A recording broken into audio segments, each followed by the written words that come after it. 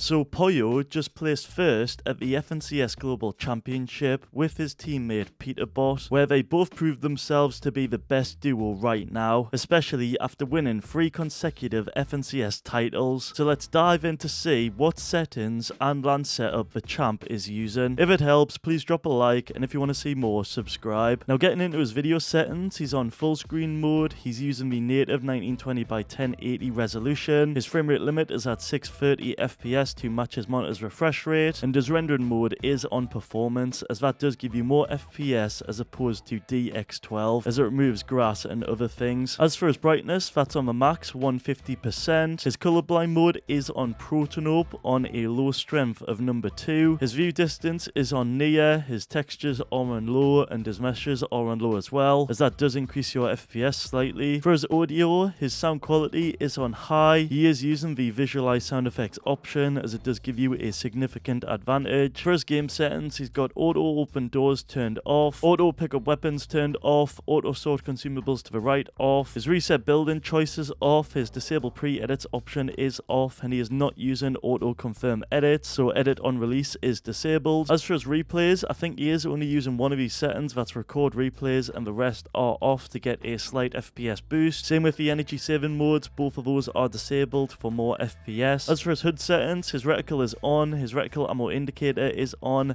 I'm pretty sure he's using damage numbers on cumulative, which does automatically add up the damage dealt. Hit only is on, damage numbers scale is on 100%, and his HUD scale is on 60%, with the rest of his settings on default. For his mouse sensitivity, his X sense is on 6.4%, his Y sense is on 6.4%, his targeting and scope are both on 35.5%, and then his building and editing sense are on the default 100%, with all of those on a mouse DPI of 800. By the way, I do recommend using a high DPI of 800 and above. Find out why, check out this video. I also believe he is using the default Windows sense with mouse acceleration disabled. As for his keyboard movement, he is using custom diagonal controls with the forward diagonal angle on 74%, the strafe angle on 90%, and the backward diagonal on 135%. Next up, we've got his keybinds. Now his movement is pretty much default. He's got his crouch on left control, his sprint on left shift, his use key is on G with the mouse wheel scroll up as well. His pickaxe is on T, slot 1 is on 2, slot 2 is on 3, slot 3 is on 4, slot 4 is on 5, and then slot 5 is on 6. As for his building, he's got his wall on mouse button 4,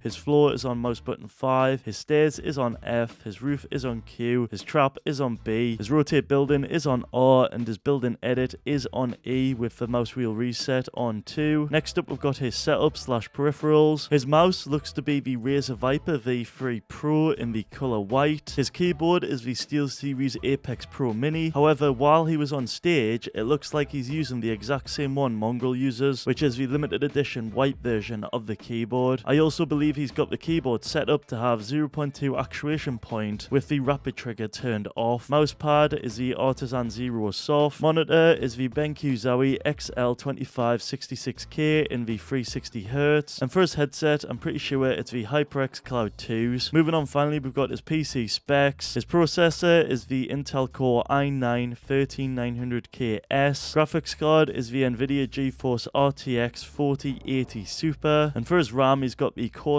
Vengeance DDR5 32GB at 7200 MHz. Next up, we've got his Nvidia settings. Now straight away, I recommend using the latest driver. It's something Epic Games themselves recommend. Simply head into this driver section right here, and this is where you'll see the latest game ready driver. And what's cool about this Nvidia app is if you scroll down to the bottom, you can see exactly what's been changed in this latest driver. You've got what's new, and this obviously changes with every different driver. I mean, you've got my favorite thing, which is what's fixed. This can feature a range of different fixes to crash fixes, bugs, and just so much more. It's just really handy to have. Then you've also got learn more, where you can obviously learn more about the driver. After that though, if you open up the Nvidia app, which is currently still in beta, head over to the graphics section, then select the game of choice. Obviously we're going to use this one. Now you can press this button here to optimize it, but I don't like to do this. Instead, I go into global settings and I customize it like this on screen. As you can see, I've got the RTX dynamic vibrance off, I've got image scaling off, I've got low latency mode on turned on currently, although you can use ultra if you want lower latency. Max frame rate I've got off. Monitor technology, I use G-Sync. You should too if you've actually got it on your monitors like technology. If not, just click fixed refresh. Power management, I currently have this on normal as it works best on my PC, but if you do want more FPS, you might find that prefer maximum performance will be better for you. And for the rest of the settings, I've got them just like this on screen. Next, you want to head into the NVIDIA control panel, go into manage 3D settings, and you want to copy all of my settings that are set up in this video on screen in the manage 3D section. Then finally go into adjust desktop size and position, select your main gaming monitor, then select full screen and make sure a GPU is selected with the highest refresh rate possible. Moving on, we've got his Windows 10 settings, and here's proof he is using that operating system. So firstly, you want to click on the start menu, go into settings, then where it says system, go into display, then if you scroll down slightly to where it says graphics, inside here you firstly want to make sure the custom options are set to desktop app, then you want to go ahead and click on browse, and inside this section is where we want to find our Fortnite game folder.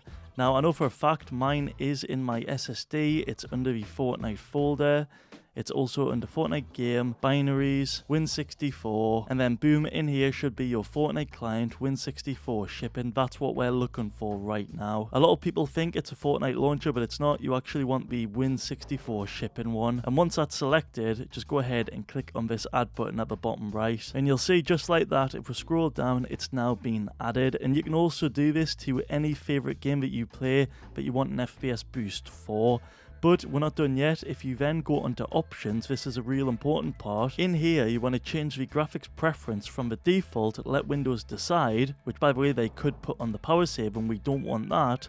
Instead, you want to put it on high performance and then go ahead and click on save. For step 2, you want to press the following commands on the desktop. That's Control, Alt and Delete. And inside the task manager, if you click on performance tab, and if you go down to the bottom under where it says uptime, you will see there's a counter right there. And mine does at the minute say 3 hours, 11 minutes and 53 seconds, which is accurate.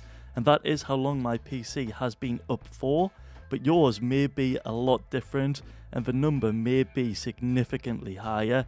And I'm not talking about the hours, I'm talking about the days. I've heard people have had their uptime like 10 days, 20 days, even over a month, which is just mind-blowing, but that's what Windows does by default, and it's because of a fast start feature, which basically puts your PC into this like safe hibernation mode, but having uptime for that long can have a huge impact on your performance. What you want is what I've got right here, so every time you turn off your PC, your uptime gets reset. So let me show you how to do that right now. So you want to open up the start menu, and inside here you want to type in Control Panel and select it. You then want to select the first one, System and Security, then click on the Power Options, and from there you want to find this little shield logo with an underlined text saying change settings that are currently unavailable, and from there we have access to the fast start setting, which Windows do recommend, and like I mentioned before, it does help your PC start up faster after shutdown, but it does it in a really weird way where it puts your PC in hibernation